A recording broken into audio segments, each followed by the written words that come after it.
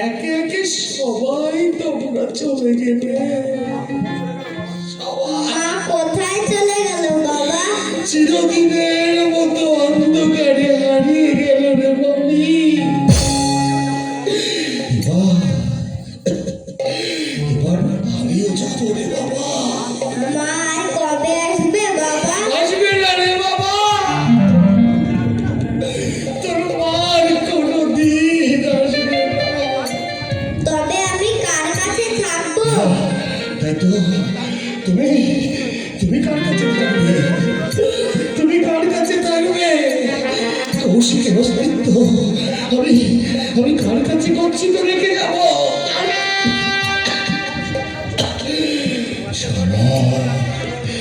সময় করে দুপুরে শেষ হয়ে যাবে। ওগো মৃত্যু,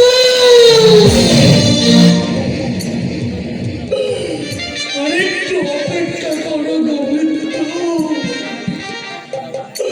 আমার এই বুকের পাঁজরটাকে একটা নিরাপদ আশ্রয়ে রেখে দিতে দাও।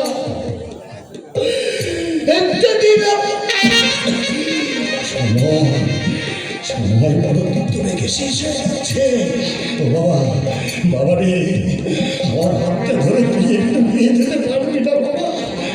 চলো না, তোকে তোকে একটা নিরাপদ আশ্রয় রেখে যেতে না পারবে আমি যে বড় পরে গৃহ শান্তি পাবো না রে বাবা।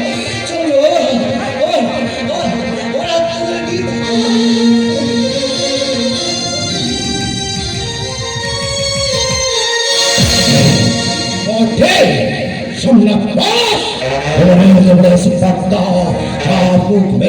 বাড়ি থেকে কুকুরের মতো দাঁড়িয়ে দাও।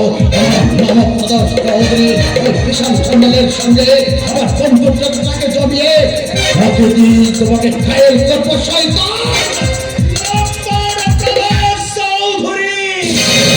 আমি তোমাকে ঘুরে বেড়াচ্ছি জানাবাদ দেওয়া প্রদর্শ চৌধুরী। আমার মৃত্যু পথযাত্রী দাদার চিকিৎসা সাহায্য চাইতে ওই সুচিতা দেবীর কাছে গিয়েছিল আমার বৌদি বলরামপুর। কেন তুমি আমার সতী লক্ষ্মী বৌদির কপালে কলঙ্কের টিপ এঁকে দিয়েছ? মিথ্যা, সব সত্য। আমাদের সংসারটা তুমি ভেঙে চুরমার করে দিয়েছো। তোমার জন্য দাদা মরছে, তোমার জন্য দাদা আজ মৃত্যু পথযাত্রী, তোমার জন্য বৌদি আজ উন্মাদিনী, তোমার জন্য চম্পা আজ পার্বণিতা। আমি আমার সব দোষ স্বীকার করছি কুণ্ডল, আমাকে তুমি ক্ষমা করো ভাই। তোমাকে করবো ক্ষমা।